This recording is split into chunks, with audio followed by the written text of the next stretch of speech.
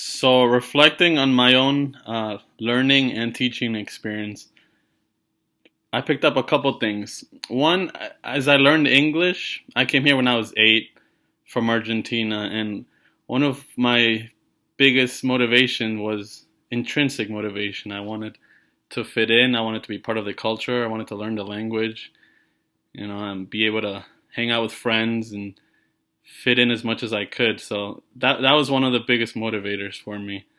And when it came to teaching, one thing I noticed was the kids who were motivated and the kids who weren't motivated.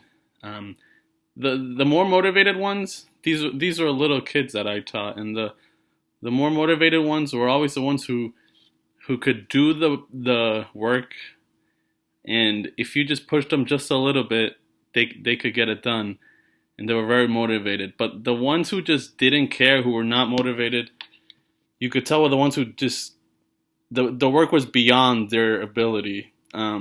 So one of the things I learned, it was the input plus one. If it was input plus one, just give the kids a little bit more than they could do, they would be motivated enough to do it. If they knew they could do it, they would try. But once the level of the work was above them, like too far, the kids just didn't care. So one of the things that I learned was find where they are, what they know, what their abilities are, and you gotta, as a teacher, you gotta push them just enough so they can do the rest on their own, and that's when they'll be motivated.